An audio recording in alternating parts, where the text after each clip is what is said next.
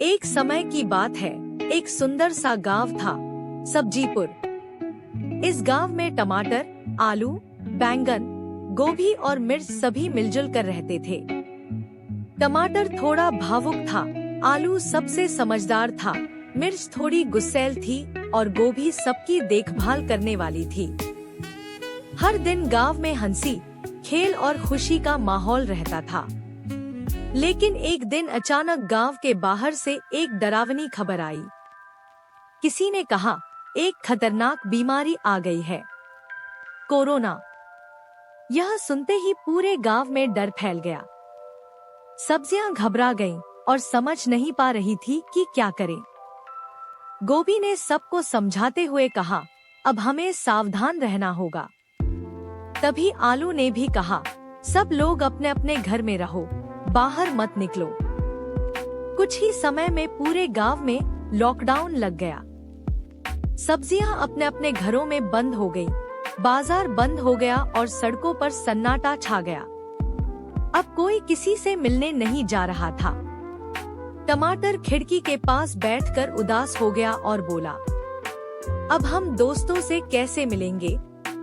धीरे धीरे समय बीतने लगा और समस्याएं बढ़ने लगी। कुछ सब्जियों के पास खाना कम हो गया, कुछ को अकेलापन महसूस होने लगा। मिर्च तो गुस्से में और भी चिड़चिड़ी हो गई और गुस्से में बोली, ये कब खत्म होगा? पूरे गांव में उदासी और परेशानी फैल गई थी।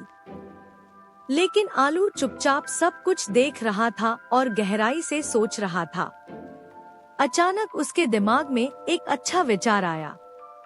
अगले दिन उसने सभी सब्जियों को बुलाया और कहा, हम डरेंगे नहीं, हम समझदारी से काम लेंगे। फिर उसने अपना प्लान बताया।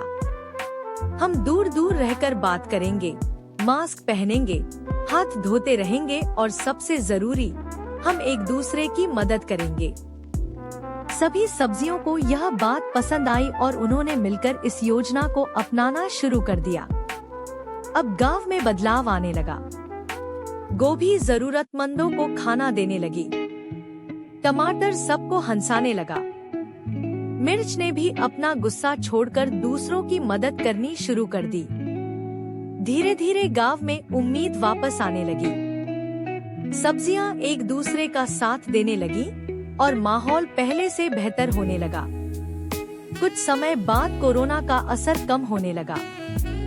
सब्जियां फिर से अपने घरों से बाहर आने लगी और गांव में फिर से रौनक लौट आई। एक दिन सभी सब्जियां एक साथ इकट्ठा हुई और खुशी से जश्न मनाने लगी। आलू ने मुस्कुराते हुए कहा, हमने मिलकर इस मुश्किल को हराया है। और टमाटर हंसते हुए बोला, दोस्ती सबसे बड़ी ताकत है। और इस तरह सब्जीपुर गांव ने एकता और समझदारी से इस मुश्किल समय को पार कर लिया। कहानी अच्छी लगी लाइक और सब्सक्राइब जरूर करें।